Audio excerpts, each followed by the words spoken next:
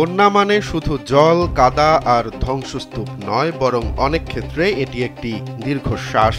গত কয়েকদিনের টানা বৃষ্টিতে এমনই এক নারকীয় পরিস্থিতির সৃষ্টি হয়েছে দক্ষিণ পূর্ব এশিয়ার দ্বীপ রাষ্ট্রটিতে।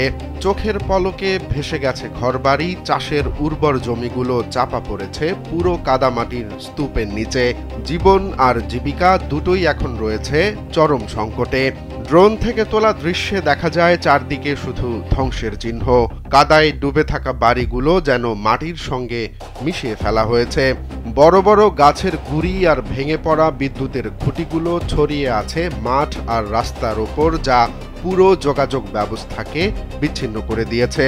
অসহায় মানুষজন কোমর সমান কাদার মধ্য দিয়ে হেঁটে নিরাপদ আশ্রয়ের খোঁজে ঘুরছে। এই আকস্মিক বন্যায় সবকিছু হারানো মানুষগুলো এখন ঠাঁই নিয়েছে অস্থায়ী আশ্রয় কেন্দ্রে। তাদের কাছে প্রয়োজনীয় ত্রাণ পৌঁছানো এখন কঠিন হয়ে পড়েছে। বালি থেকে আসা নাতাশা নামের এক সাহায্যকারী জানান, দুর্ঘটনার কয়েকদিন পরও যখন সহায়তা পৌঁছায়নি, তখন তারা ব্যক্তিগত উদ্যোগে একটি জরুরি রান্নাঘর চালু করেছেন। এই মহৎ উদ্যোগে তারা নিজেদের তহবিল এবং সামাজিক যোগাযোগ মাধ্যমের অনুদান ব্যবহার করছেন।